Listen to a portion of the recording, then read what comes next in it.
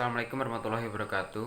Kami dari kelompok 1 akan mempresentasikan hasil review jurnal yang berjudul Manajemen Laba Real dan Kinerja Operasi Jangka Panjang, Peran Pembalikan dalam Kebijaksanaan.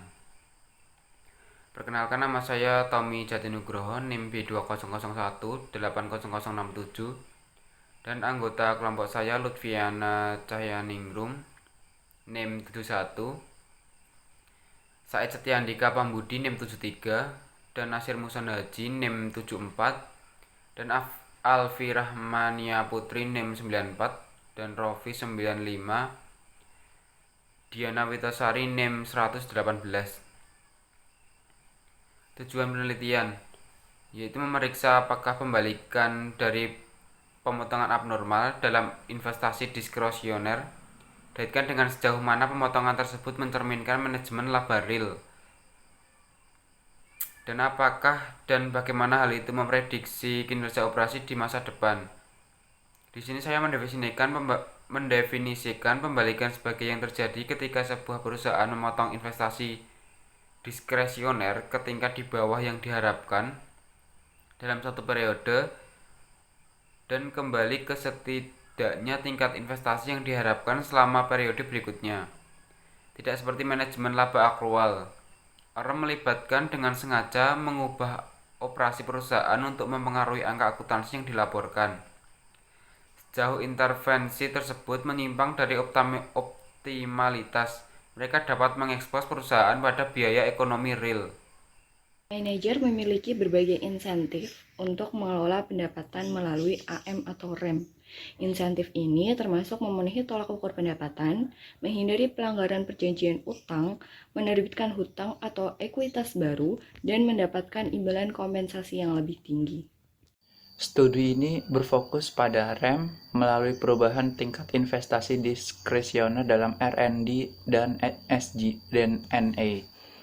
Studi yang memberikan bukti bahwa pengeluaran R&D dan penjualan, pengeluaran umum dan administrasi menciptakan nilai bagi perusahaan, termasuk Hall, Jeff, dan Trachtenberg dan Saugenes untuk penelitian dan pengembangan, dan Banker, Huang, dan Natarajan untuk perusahaan komersial dan administrasi. Pertama, perusahaan dapat mengabaikan peluang investasi berharga yang tidak lagi tersedia dalam periode pasca pemotongan. Kedua, kurangnya investasi atau penjualan R&D, biaya umum dan administrasi dapat membantu pesaing menguat. Selain itu, karena pembatasan investasi gratis, perusahaan mungkin perlu mengurangi aktivitas promosi atau menurunkan kualitas produk dan atau layanan yang ditawarkan kepada pelanggannya. REM memiliki konsekuensi jangka panjang dan manajer dengan cakrawala pendek mungkin tidak menginternalisasi semua biaya masa depan yang terkait dengan REM. Biaya ini juga berimplikasi pada kemauan manajer untuk segera membalikkan pemotongan investasi yang tidak efisien. Lebih khusus lagi, intuisi di balik pemotongan investasi yang cepat berbalik adalah sebagai berikut. Umumnya, manajer diharapkan untuk bertindak dengan mempertimbangkan kepentingan terbaik pemegang saham. Dan sebagai bagian dari kewajiban ini, mereka harus membuat keputusan investasi R dan D, dan SG dan A yang sesuai. Pada artikel tersebut juga dijelaskan terkait pembalikan. Nah, pembalikan merupakan indikator tambahan yang dapat membantu membedakan antara dua penjelasan pemotongan investasi ini, yang mengarah pada hipotesis berikut. Hipotesis pertama, pemotongan abnormal dalam R&D dan investasi SG dan A diskresioner yang berbalik selama tahun berikutnya lebih mungkin terjadi, mencerminkan manajemen laba real daripada pemotongan abnormal dalam R&D dan investasi SG dan A diskresioner yang tidak membalikan keadaan.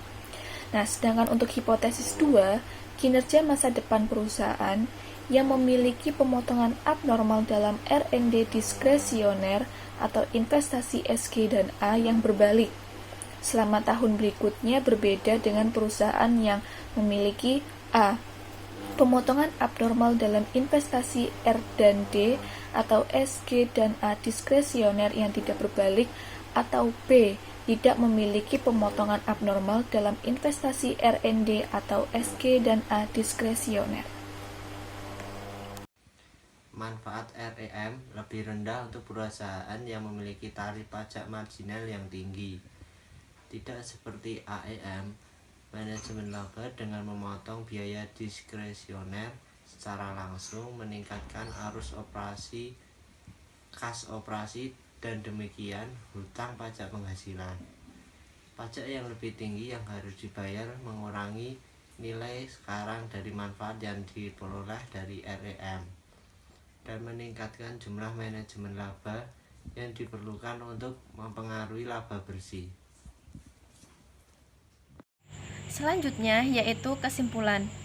Studi ini menyelidiki apakah pemotongan investasi abnormal yang berbalik pada tahun setelah dilakukan lebih mencerminkan REM atau manajemen laba real daripada pemotongan investasi non-pembalikan, dan bagaimana pemotongan pembalikan tersebut dikaitkan dengan kinerja operasi di masa depan. 6% dalam laba atas aset yang disesuaikan dengan industri di masa depan atau arus kas dari operasi konsisten dengan pembalikan pemotongan. Penulis menemukan bahwa variabel insentif memprediksi pembalikan bahkan dalam sampel perusahaan yang disimpulkan literatur sebelumnya telah terlibat dalam REM atau manajemen laba real. Hal ini memberikan bukti kuat bahwa pembalikan dapat digunakan untuk meningkatkan pengukuran REM atau manajemen laba real.